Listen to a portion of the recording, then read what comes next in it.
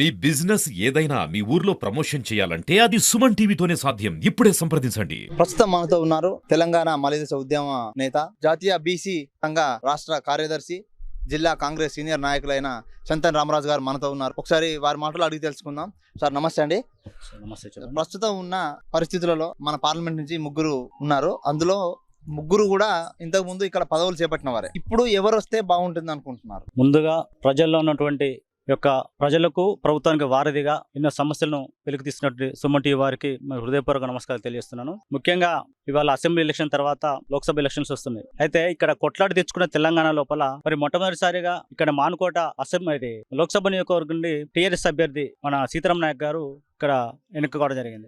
చాలా మంది సంతోషించారు. సరే, గతం లోపల ఉమ్మడి రాష్ట్రం లోపల మనకు తీవ్ర అన్యాయం జరిగింది. మరి కొత్త రాష్ట్రం వచ్చింది, మరి అసెంబ్లీలో కూడా మరి టీఆర్ఎస్ గెలిచింది. ఇప్పుడు కూడా టీఆర్ఎస్ నాయకులే మరి ఎంపీ అనే ఉద్దేశంతో చాలా మంది సంతోషంగా ఉండే ఆ సమయం లోపల. కానీ రాను ఏమైందంటే ఇక్కడ ఆ సంతోషాలన్నీ ఆవిరైపోయి అభివృద్ధి అనేది జరగలే. ముఖ్యంగా ఎంపీ సీతారాం నాయక్ గారు లోకల్ క్యాండిడేట్ కాదు, లోకల్ వ్యక్తి కాదు. లోకల్ వ్యక్తి కాకపోక చాలామంది అందుబాటులో లేకపోవడము. వాస్తవంగా చెప్పాలంటే వారు ఏ ఏ ఏ విధంగా కూడా చూసినాక మానుకోటకు ఉపయోగపడ్డ పని మాత్రం ఏ ఒక్కటి చేసిన దాఖలు అయితే లేవు. అంతకుముందుకు 2014 కంటే ముందు మన బలరాం నాయక్ గారు మరి మంత్రిగా అంటే కేంద్ర మంత్రిగా ఉన్న సమయంలో చేసినట్టు అభివృద్ధి పనులే ఇప్పటివరకు కొనసాగుతున్నాయి తప్ప మరి గతంలో సీతారాం నాయక్ గారు కావచ్చు, ఇప్పుడున్నటువంటి ఎంపీ గారు కావచ్చు, మానుకోటకు ఉపయోగపడేటువంటి ఏ ఒక్క పని కూడా మరి చేయకపోగా ముఖ్యంగా కేసీఆర్ గారు ఇవాళ కేంద్రం నుంచి సఖ్యతో ఉండి మరి కేంద్రం నుంచి రావాల్సిన నిధులు కావచ్చు, ఆ నిధులతోటి ఎన్నో డెవలప్మెంట్ కార్యక్రమాలు చేయవచ్చు, మరి ఎన్నో అభివృద్ధి కార్యక్రమాలు చేయవచ్చు. అదేవిధంగా నిరుద్యోగ సమస్య దూరం చేసుకోవచ్చు. కానీ ఇలా కేసీఆర్ గారు మరి కేవలం తన యొక్క ఆలోచన విధానంతో మాత్రమే ముందుకు పోయి తన స్వార్థంతో ఇలా దేశమంతా విస్తరించాలని ఒకే ఒక్క ఉద్దేశంతో మరి కేంద్ర ప్రభుత్వం సఖ్యత లేకపోగా మరి ఈ యొక్క దేశమంతా కూడా టీఆర్ఎస్ని బీఆర్ఎస్ చేసి విస్తరించాలనే ఒక ఆలోచనతోటి పోవడం వల్ల కేంద్రంతోనూ సఖ్యత లేకపోవడం, కేంద్రం నుంచి రావాల్సిన నిధులు రాకపోవడం, తను కూడా మరి ఏదో కేంద్ర ప్రభుత్వం మీద వీళ్ళు ప్రభుత్వానికి సంబంధించినటువంటి ఒక ముఖ్యమంత్రి, ప్రధానమంత్రి అంటే కోఆర్డినేషన్ పనిచేయాలి, అధికారులు కోఆర్డినేషన్ పనిచేయాలి. ఏదో పెళ్లి పిలితే రాకపోతే అలిగినట్టు ఈయన కేసీఆర్ గారు అలగడము, ముఖ్యంగా అది ప్రధానమంత్రి రాష్ట్రానికి వస్తే కలగకపోవడం అనేటువంటిది ఈ రాష్ట్ర ప్రజలు చేసుకున్న దౌర్భాగ్యము. అందులో భాగంగా ఎన్నో అభివృద్ధి కార్యక్రమాలు జరిగినాయి, అడ్డుకట్ట వేయడం జరిగింది. ఇక్కడ అధికారులకు కావచ్చు, మరి ప్రభుత్వ ప్రతినిధులకు కావచ్చు, ప్రజలకు కావచ్చు, ఎప్పుడూ కోఆర్డినేషన్ లేక ఈ యొక్క మానుకోట లోక్సభ నియోజకవర్గం లోపల ఎప్పుడూ కూడా అభివృద్ధి అనేటువంటిది కేంద్ర ప్రభుత్వం ఎప్పుడు సరిగా జరగలేదు. ఆ వచ్చే కొద్ది గొప్ప నిధులు ఆ మున్సిపాలిటీకి వచ్చినా కూడా మరి అవి కరెక్ట్గా మరి ఖర్చు పెట్టిన పాపన పోలేదు. ఎందుకంటే ఇప్పుడు రాష్ట్రం లోపల నీకు టీఆర్ఎస్ ఉండే, మరి కేంద్ర లోపల బీజేపీ, ఈ రెండింటి కొట్టాట మధ్యలో ఈ తెలంగాణ ప్రజలు చాలా తీవ్ర బాధలకు గురైనరు. అందులో భాగంగా ఈ మానుకోట ప్రాంతం కూడా ఇక్కడ చదువుకున్న యువత కావచ్చు, మరి నిరుద్యోగులైనటువంటి ఎస్సీ ఎస్టీ బీసీ మైనార్టీ వాళ్ళు కావచ్చు, అన్నికంటే ముఖ్యంగా పునర్విభజనలో భాగంగా మనకు బయ్యారం ఉక్కు పరిశ్రమ నిర్మిస్తామని చెప్పేసి వాళ్ళు ప్రామిస్ చేయడం జరిగింది. ఆ బయ్యారం ఉక్కు పరిశ్రమ లోపల మరి తీసుకురావడం లోపల రాష్ట్ర ప్రభుత్వం విఫలమవడమే కాకుండా ఆ కేంద్రంతో సఖ్యత లేకపోవడం వల్ల అసలు ఎక్కడ వేసిన గొంగలు అక్కడ ఉండడమే కాకుండా ఇతరుకు మన తెలంగాణ ఉద్యమం జరుగుతున్నప్పుడు కొన్ని వేల కోట్ల మరి ఇనుప రజను మరి ఆంధ్రకు పోతామని చెప్పేసి ఉద్యమం చేసినాం. ఆ ఉద్యమం చేసిన పరిస్థితులు ఏవైతున్నాయో అంతకంటే దుర్భరంగా ఇప్పటికి కూడా మీరు పోయి చూడండి, రోజు వేల లారీల యొక్క ఇనుప రజను మరి ఆంధ్రకు తరలిపోతుంది. అంతా ఎవరు చేసిన పాపం? ఇక్కడ టీఆర్ఎస్ చేసిన పాపం. కాబట్టి గతంలో 2 సార్లు కూడా ఆ టీఆర్ఎస్ సంబంధించినటువంటి అభ్యర్థులు మాత్రం ఎంపీగా ఉన్నారు. ఇప్పుడు 3వసారి మరి ఆయన మరి టీఆర్ఎస్ అభ్యర్థి బీజేపీ నుండి, ఇప్పుడు సిట్టింగ్ ఎంపీ అదేవిధంగా బలరాం నాయక్ గారు అప్పుడు కేంద్రం లోపల మరి మంత్రిగా పనిచేయడమే కాకుండా ఈ యొక్క జిల్లా లోపల ఉమ్మడి వరంగల్ జిల్లా లోపల ఎన్నో పాఠశాలలు, గురుకుల పాఠశాలలు సెంట్రల్ స్కీమ్తో ఎన్నో అభివృద్ధి కార్యక్రమాలు చేశారు. వారు చేసిన అభివృద్ధి కార్యక్రమాలే ఇప్పటికీ కళ్ళకు కనబడుతున్నాయి. ఇప్పుడు కూడా మరి వారు పోటీలో ఉన్న కాంగ్రెస్ పార్టీ నుండి ఇలా రాష్ట్రం దేశమంతా కూడా కాంగ్రెస్ గాలి వీస్తుంది. ఎందుకంటే గత 10 సంవత్సరాల నుండి కూడా ఇక్కడ ఉన్న ప్రజలు కావచ్చు, అన్ని వర్గాల ప్రజలు ఇలా కాంగ్రెస్ ప్రభుత్వాన్ని ఆహ్వానిస్తున్నారు. ఏ రాష్ట్రంలో చూసినా కూడా కాంగ్రెస్ పార్టీకి అనుకూల పవనాలు ఉన్నాయి. మరి వచ్చే లోక్సభలో కూడా తప్పకుండా 350 సీట్లకు పైగా ఇవాళ మరి కాంగ్రెస్ పార్టీ సాధిస్తుంది. తప్పకుండా కేంద్రం లోపల మరి ప్రభుత్వాన్ని ఏర్పాటు చేసి ఈ రాష్ట్రానికి అండగా ఉండబోతుంది. కాబట్టి ఈ ప్రజలు ఇక్కడ ఉండే తెలంగాణ ప్రజలు కావచ్చు, మానుకోట లోక్సభ నియోజక ప్రజలు చాలా తెలియకల వాళ్ళు ఈసారి తప్పకుండా బలరాం నాయక్ గారిని అత్యధిక మేరతో గెలుపుకొని ఈ యొక్క ప్రాంత నియోజకవర్గానికి అభివృద్ధి వాళ్ళు బాట వేసుకుంటారని చెప్పేసి నేను ఆశిస్తున్నాను. సార్ ఇంకో చిన్న విషయం ఏంటంటే గతంలో గెలిచిన బలరాం నాయక్ గారు గత 2 సార్లు ఓటమి పాలయ్యారు. ఇప్పుడు గెలుస్తున్నా అని ఏ విధమైన ఆశావాహం వ్యక్తం చేస్తున్నారు మీరు? అంటే గతం లోపల వారు కేంద్ర మంత్రిగా ఉన్న తర్వాత అప్పుడే తెలంగాణ కొత్తగా రావడం జరిగింది. తెలంగాణ వచ్చిన తర్వాత ప్రజలు ఏమన్నారంటే అది ఉమ్మడి ఆంధ్రప్రదేశ్ లోపల మరి తెలంగాణకు తీవ్ర అన్యాయం జరిగింది. మరి ఇప్పుడు కూడా మరి ఆ యొక్క అభ్యర్థిని గెలిపిస్తే ఏమైనా అభివృద్ధి లోపల మనకు లోటుపాటు ఎదురుతాయని ఒకే ఒక ఉద్దేశంతోటి ఇక కొత్త ఒక వింత కాబట్టి మరి టీఆర్ఎస్ అభ్యర్థిని గెలిపించడం జరిగింది. టీఆర్ఎస్ అభ్యర్థిని గెలిచిన తర్వాత పెనం నుంచి పొయ్యిలో పడ్డట్టే అయిపోయింది మా పరిస్థితి. ఎందుకంటే సమైక్య రాష్ట్రంలో అభివృద్ధి కూడా తెలంగాణ రాష్ట్రం వచ్చిన తర్వాత వాస్తవంగా జరగలే. ఇది అందరికీ కూడా విదితమే. ఆ తర్వాత మరి వారు ఎమ్మెల్యేగా నిలబడడం జరిగింది. సరే కొన్ని కారణాల వల్ల వారు గెలవలేకపోయారు. మళ్ళీ తర్వాత ఇప్పుడు ఎంపీగా పోటీ చేసింది. ఇప్పుడు ఎంపీగా పోటీ చేస్తాను ఎందుకు గెలుస్తుందంటే ఇక్కడ రాష్ట్రంలో ఉన్నది మనం కాంగ్రెస్ ప్రభుత్వం రేవంత్ రెడ్డి గారి నాయకత్వం లోపల 6 గ్యారంటీలతోటి ప్రతి గడపకు ఇలా 6 గ్యారంటీలు పోయినాయి. ప్రతి వ్యక్తి కావచ్చు, ప్రతి మాతృమూర్తి చిన్న పెద్ద లేకుండా చదువుకున్న వాళ్ళు, యువకులు, ముసలి వాళ్ళు ప్రతి ఒక్కరు కూడా ఇవాళ కాంగ్రెస్ పార్టీకి అండగా ఉన్నారు. ఖచ్చితంగా కాంగ్రెస్ పార్టీని గెలిపిస్తేనే మాకు ఆశయాలు, మా అభివృద్ధి, మా పిల్లలకు ఉద్యోగాలు కావచ్చు, 6 గ్యారంటీల పథకాలు అమలుతాయని చెప్పేసి ఆలోచిస్తున్నారు. అదేవిధంగా ఇవాళ దేశం లోపల కూడా ఖచ్చితంగా కేంద్ర ప్రభుత్వం కాంగ్రెస్ ప్రభుత్వం వస్తుంది, అందులో అనుమానం లేదు. 350 సీట్లని ఖచ్చితంగా కాంగ్రెస్ ప్రభుత్వం ఖచ్చితంగా వస్తుంది. ఇండియా కూటమి మంచి జోష్లో ఉంది. మరి మా ప్రియతమ నేత రాహుల్ గాంధీ గారు జోడో న్యాయయాత్ర చేస్తున్నారు. మరి ఎలక్షన్ కూడా వచ్చింది కాబట్టి జస్ట్ మొన్న ఆపడం జరిగింది. ఈ ప్రజలందరూ కూడా దేశంలో అన్ని వర్గాల ప్రజలను కూడా ఏకం చేసి జోడో న్యాయయాత్ర ద్వారా సమాజంలో జరుగుతున్న అసమానతలు కావచ్చు, మరి సరుకుల పెరుగుదల కావచ్చు, నిరుద్యోగ సమస్య కావచ్చు, శాంతి భద్రతలు ప్రతి ఒక్క అంశం మీద ప్రజలను ఏకతాటికి పోయి నడిపించే మా యొక్క ప్రియతమ నాయకులు రాహుల్ గాంధీ ఖచ్చితంగా ప్రధానమంత్రి అవుతారు. వారి ఆధ్వర్యం లోపల ఈ రాష్ట్రం కావచ్చు, ఈ మానుకోట లోక్సభ నియోజకవర్గం తప్పకుండా అభివృద్ధి చెందుతుంది. అందులో భాగంగా బలరాం నాయక్ 100% గెలుస్తారు. ఇంకో మాట ఏంటంటే ప్రస్తుతం మొన్న అరెస్ట్ ఎమ్మెల్సీ కవిత గారి అరెస్టు కాంగ్రెస్ మీద ఏమైనా ప్రభావం చూపిస్తుందంటారా? ఈ అంశం మీద, ఈ అరెస్టు మీద ఎలాంటి ప్రభావం కాంగ్రెస్ పార్టీ మీద పడే పరిస్థితి లేదు.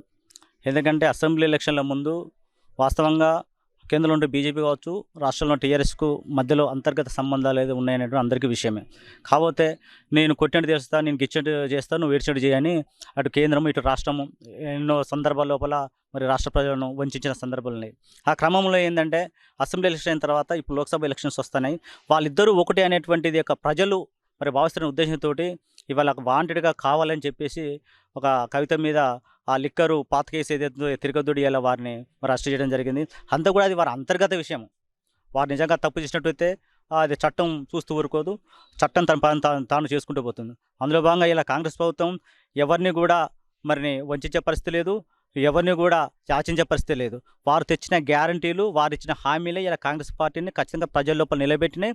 ఇక అసెంబ్లీ ఎలక్షన్ నిలబడడం, అదేవిధంగా ఇప్పుడు వచ్చే లోక్సభ ఎలక్షన్ నిలబడతాం, వచ్చే స్థానిక సంస్థల్లో కూడా తప్పకుండా కాంగ్రెస్ పార్టీ విజయం సాధిస్తుంది. సార్ చెప్పండి, రాష్ట్రంతో పాటు మానకోట నియోజకవర్గంలో కూడా కాంగ్రెస్లో అంతర్గత పోరు ఉన్నదనేది బయట నుంచి వస్తున్న టాక్. అసలు దాని మీద మీరు ఏమంటున్నారు, మీ స్పందన? బయట నుంచి అంటే ఎవరు? ప్రజలు సార్, ప్రజలు అనుకుంటున్నారు కదా, ఎమ్మెల్యే వర్గం, ఎంపీ వర్గం, ఇలా చాలా వర్గాలు ఉన్నాయి కాంగ్రెస్లో కూడా. గత ప్రభుత్వం బీఆర్ఎస్లో ఎన్నైతే వర్గాలు ఉన్నాయో దానికంటే మరింత రెట్టింపు వర్గాలు కాంగ్రెస్లో ఉన్నాయనే వాదన వినిపిస్తుంది.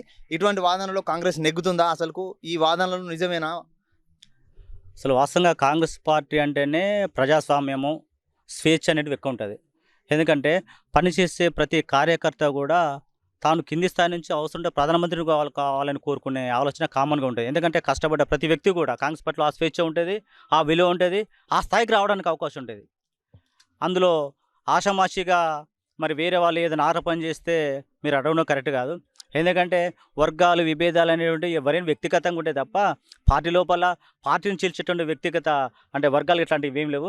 మన మహబూబాద్ లోక్సభ నియోజకవర్గంలో చూసినట్టయితే ఎమ్మెల్యే వర్గం, ఎంపీ వర్గం అనే నీళ్ళు అట్లాంటిది ఏం లేదు. మేము అందరం కలిసి పనిచేస్తున్నాం. ఇలా వర్గాలు, విభేదాలు అంటే ప్రతిపక్షాలకు పని లేదు కదా. 6 గ్యారెంటీతోనే మేము మరి ప్రజలకు వచ్చినాము, ప్రజలు మమ్మల్ని ఆహ్వానిస్తున్నారు, ప్రజలు మమ్మల్ని పాజిటివ్ రిసీవ్ చేసుకున్నారు, అత్యధిక మేరతో గెలిపించారు. మరి వాళ్ళు మమ్మల్ని ఆరోపణ చేయడానికి ఎలాంటి అవకాశం లేక ఇలాంటి పిచ్చి ప్రేలాటంపనలు వాళ్ళు చేస్తున్నారు. చేస్తున్నారు.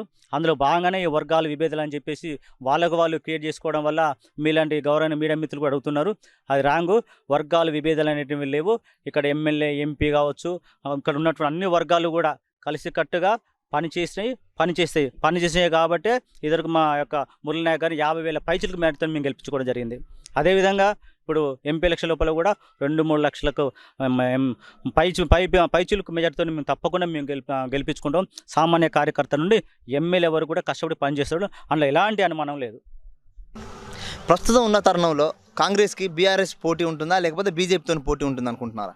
అసలు వాస్తవం చెప్పాలంటే బీఆర్ఎస్ పార్టీ అటువంటి, బీజేపీ పార్టీ అటువంటి నామమాత్రం, మాకు అసలు పోటీ అనేటువంటిది లేదు. ఎందుకంటే మీరు చూసిరు కదా, గత అసెంబ్లీ ఎలక్షన్స్ లోపల బీఆర్ఎస్ కావచ్చు, బీజేపీ కావచ్చు, మాకు ఏ విధంగా పోటీదారు కాకపోగా వాళ్ళు ఇంట్లోనే కూర్చున్నారు. మేము అత్యధిక మేరతో గెలవడమే కాకుండా ఇవాళ ప్రజలు ఖచ్చితంగా కాంగ్రెస్ పార్టీ వైపు నిలబడ్డరు, ఇక ముందు నిలబడతారు. ఈ లోక్సభ ఎలక్షన్ లోపల కూడా ఖచ్చితంగా కాంగ్రెస్ పార్టీకి ఓటేస్తారు. ఎందుకంటే గతంలో 2 సార్లు బీజేపీకి అవకాశం ఇచ్చారు కేంద్రం లోపల, ఇప్పుడు టీఆర్ఎస్కి 2 సార్లు అవకాశం ఇచ్చేసారు. అటు బీజేపీ కావచ్చు, ఈ టీఆర్ఎస్, ఈ 2 పార్టీల వల్ల ఈ రాష్ట్రానికి, ఈ యొక్క లోక్సభ నియోజకవర్గానికి కావచ్చు, ఈ ప్రాంత ప్రజలకు ఎలాంటి ఉపయోగం లేదు, ఎలాంటి అభివృద్ధి జరగలేదు. కుట్రలు, కుతంత్రాలు, మాట్లాడేది అరెస్టులు, ఇవన్నీ జరిగినాయి. కాబట్టి ప్రజలు అంత ఈజీగా మర్చిపోరు. తెలంగాణ ప్రజలు, అందులో మానుకోట ప్రజలు, ఉద్యమానికి ఊపిరి ఇచ్చినటువంటి ఈ మానుకోట ప్రజలు ఎప్పుడు మర్చిపోరు. ఈ ప్రజలు ఎప్పుడైనా కూడా ఖచ్చితంగా మరి కాంగ్రెస్ పార్టీ ఇచ్చినటువంటి మరి తెలంగాణ ఇచ్చిన కాంగ్రెస్ పార్టీని ఖచ్చితంగా నమ్ముకున్నారు. మరి సోనియామ్మ రుణం తీర్చుకున్నారు. లోక్సభ ఎలక్షన్ లోపల కూడా రాహుల్ గాంధీని ఖచ్చితంగా ప్రధానమంత్రి చేసినందుకు కూడా ఈ ప్రాంత ప్రజలు నిద్రపోరు.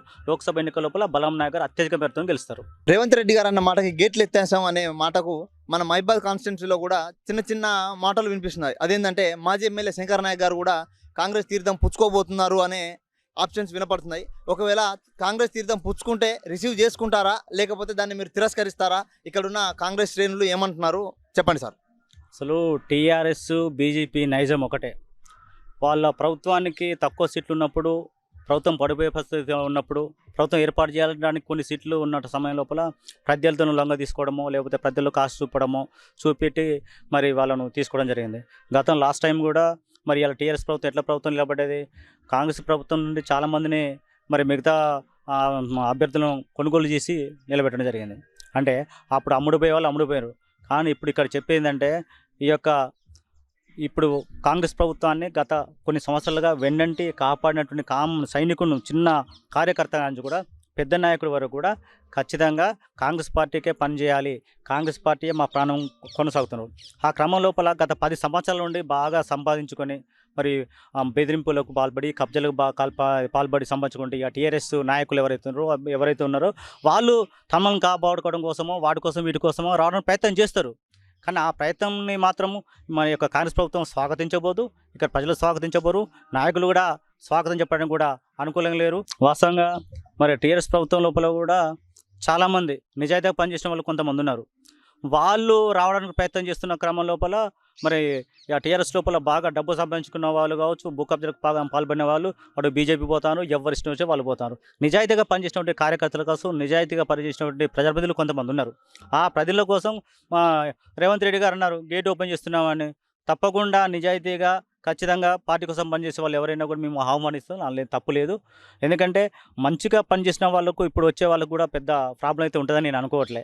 కాబట్టి సరే, కొంతమంది బాగా మమ్మల్ని ఇబ్బంది పెట్టిన వాళ్ళు, కాంగ్రెస్ పార్టీని విమర్శించి కాంగ్రెస్ పార్టీ అధికారం లేకుండా అడ్డుకట్ట వేయడానికి ప్రయత్నం చేసిన వాళ్ళు ఏవైతే శక్తులు ఉన్నా ఆ యొక్క శక్తులను పీచమడడానికి మా రేవంత్ అన్న ఎప్పటికీ సదా సిద్ధంగా ఉన్నాడు, కర్ర పట్టుకొని రెడీగా ఉన్నాడు. వారి కర్రు కాల్చి వాతలు పెట్టడానికి సిద్ధంగా ఉన్నారని చెప్పి తెలియజేస్తున్నాం. చెప్పండి సార్, ఎమ్మెల్యే ఎలక్షన్లప్పుడు బలరాం నాయక్ గారికి సంబంధించిన వర్గం కొంతమంది కలిసి ఇచ్చి పని చేయలేదనే రూమర్లు ఉన్నాయి. ఎమ్మెల్యే గారి వర్గం అయినా, ఎమ్మెల్యే గారైనా ఆయన గెలుపు కోసం ఎంతవరకు పని చేస్తారనుకుంటున్నారు మీరు? అయితే ఇక్కడ మీకు ఆలోచించాల్సిన విషయం ఏంటంటే, ఈ యొక్క మానుకోట నియోజకవర్గంలో ఎంపీ వర్గము, ఎమ్మెల్యే వర్గం అనేవి లేవు. ఎందుకంటే గత 10 సంవత్సరాల నుంచి పార్టీ కోసం పనిచేసి ఐక్యత పనిచేసిన వాళ్ళే తప్ప ఇక్కడికి నీకు మరి ఇప్పుడు అసెంబ్లీ ఎలక్షన్ లోపల మేము వర్గాలు విభేదాలు అంటూ ఏం లేవు.